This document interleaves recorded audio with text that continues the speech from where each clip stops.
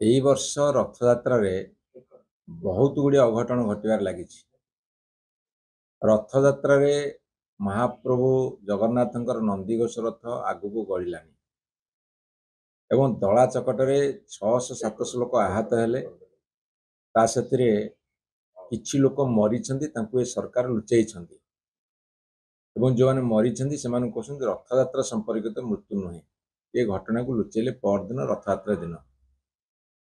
एवं तार परिणाम स्वरूप गतकाली 3 जन व्यक्ति श्रद्धालु मरिछन्ति, अनेक आहत होइछन्ति, अनेक सीरियस अछन्ति, कोन हो कहि हबनी।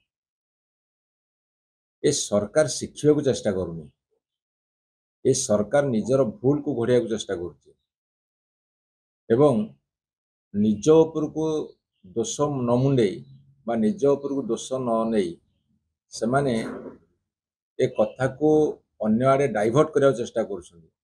आ सबुठु दुखर कथा जिते भक्त माने मृत्युवरण करुछन्ति सेतेबेले एमाने आज एई समय प्रधानमंत्री को मन की बात शुणुछन्ति। आपण कहतु जेते गोटे दुखद घटना घटे, जेते अघटन घटे, सेठी राज्यर मुख्यमंत्री मंत्री माने एवं DG chief secretary collector SP जे जे दायित्व अच्छे सेठी कि डेरा पकई रहा कथा।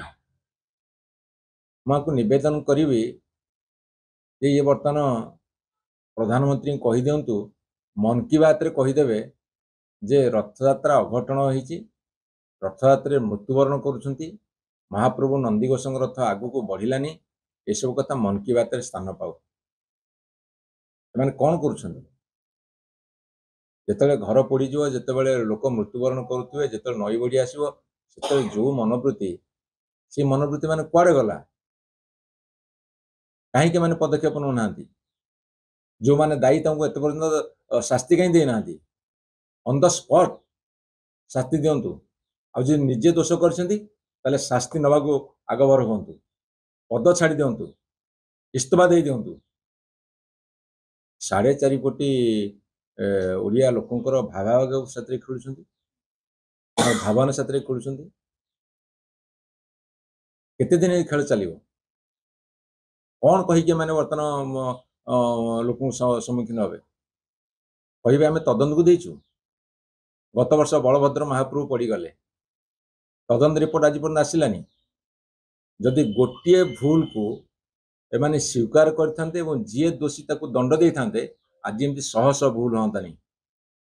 गोटे भूल को गोटे अपराध को घोड़ाइया को जाइए बर्तमान शह शह अपराध कर। सबुठ बड़ कथा ओडिया अस्मिता जो महाप्रभु जगन्नाथ रथयात्रा तांकर विश्वर तांकर वैजयंतवाना ताको माने भुलुंठित कर। ओडिया अस्मिता आज रसातल, सारा विश्व आज देखुची एमानकर कलाकृति, एमाने कहले मैं इतिहास रचिबु। यस, एमान जो इतिहास रचुछन्ति बर्तमान समस्त देखुछन्ति।